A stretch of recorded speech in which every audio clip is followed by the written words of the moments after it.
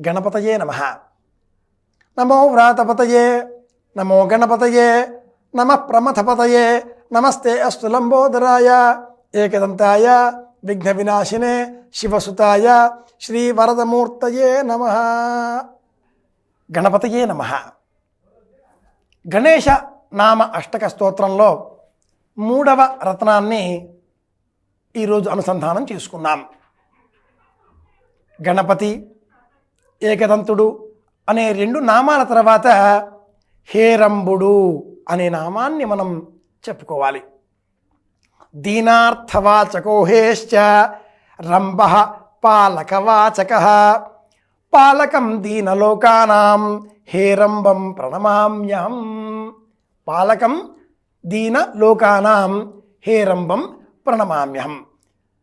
హే ప్రభు అని మనం పిలవగానే ఆ స్వామి ఇలా ప్రత్యక్షమవుతాడు. హేరంబుడు అంటే మనల్ని రక్షించి తన సన్నిధానంలోనికి స్వీకరించేటటువంటి వాడు అని అర్థం.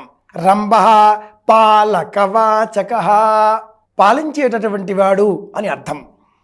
రుద్ర సమీపే రంభతే తిష్టతీతి హేరంబః. హే రుద్ర సమీపే రంభతే తిష్టతీతి హేరంబః, రుద్రుని వద్ద ఉండువాడు అని వివరణ చెప్పబడింది.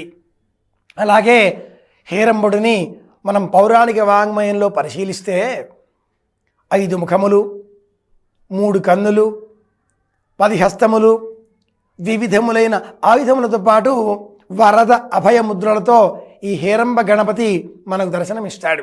ప్రతి నెలలో కూడా మనం అర్చించేటటువంటి వినాయకుడు సంకష్టహర గణపతి, ఆ సంకష్టహర గణపతి వ్రతంలో కూడా హేరంబ మహాగణపతి మంత్రాన్ని మనం జపం చేస్తూ ఉంటాం. హేరంబాయ మదనమోహితాయ మమ సంకట నివారణాయ అని చెప్పి ఆ పిమ్మట ఇతరములైనటువంటి బీజాక్షరముల సంపుటితో ఆ మహామంత్రాన్ని మనం మననం చేస్తూ ఉంటాం. హేరంబాయ ఇది ప్రధానం. ధాన్యమును మనం ఏ విధంగా పరిశుభ్రం చేస్తుంటామో అలాగా ఈ లోకంలో ఉండేటటువంటి దుర్మార్గాన్ని, దుష్టభావాలను నియంత్రించి వాటి బారిన మనం పడకుండా మనల్ని రక్షించి మనలో అటువంటి 6 శత్రువులు ఏవైనా కామక్రోధ లోభ మోహ మద మాత్సర్యాదులు ఉంటే వాటిని తొలగించి మనల్ని పరిశుభ్రులుగా చేసి తన సన్నిధానంలో ఉంచుకునేటటువంటి వాడు హేరంబుడు. ఈ దేహములో ఉండేటటువంటి మలినములు, మాత్సర్యములు, విద్వేష భావములు, శత్రుతాగుణములు వీటన్నింటినీ కూడా తొలగించి పరిశుభ్రపరచి చక్కనైనటువంటి ధాన్యమును ఏ విధంగా మనం గాదెలలోనికి అట్టి పెట్టుకుని రక్షించుకుని చూసుకుంటూ ఉంటామో అలాగా మనల్ని కూడా ఈ లోక భావనల నుంచి, లోక వాసనల నుంచి, వాసనాత్రయముల నుండి పరిరక్షించి తన సన్నిధానంలో నిరంతరం చూచుకునేటటువంటి వాడు, మనల్ని రక్షించేటటువంటి వాడు హేరంబుడు.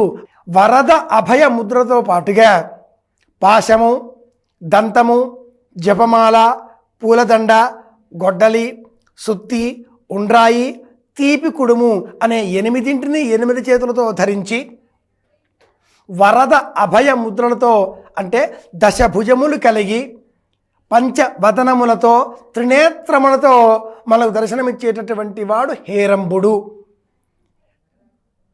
పంచవదనములు 5 తొండములు ఉంటాయి అని ఈ శ్లోకంలో వర్ణింపబడి ఉంది.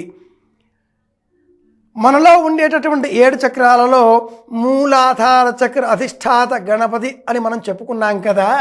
ఈ మూలాధార చక్రంలో ఉండేటటువంటి వైశిష్ట్యం ఏమిటి అంటే యోగశాస్త్రం ఈ మూలాధార చక్రంలో కూడా తెలుపు వర్ణంలో ఉండేటటువంటి ఏనుగు 5 తొండములు కలిగి ఉంటుంది. ఇది ఈ చక్ర నిర్మాణ స్వరూపము అని వర్ణించింది. అక్కడ కూడా 5 తొండములే వర్ణింపబడి ఉన్నాయి. 4 దిక్కులకు 4 తొండములు ప్రతీకగా సర్వస్మాదాత్మ సంభూతాత్, మిగతా సర్వస్వ ప్రపంచమంతా కూడా, మిగతా అన్ని దిక్కులు కూడా ఊర్ధ్వము, 5వది అయినటువంటి ముఖము, 5వ తొండము. ప్రతీకాత్మకంగా ఉండేటటువంటి ఈ హేరంబ స్వరూపంలో విశ్వమంతా కూడా గణపతి తత్వమే. మళ్ళీ ఆ శ్లోకాన్ని అనుసంధానం చేసుకున్నాం. దీనార్థవాచకో హేశ్చ రంభ పాలకవాచక పాలకం దీనలోకానాం హేరంబం ప్రణమామ్యహం. గణపతయే నమః.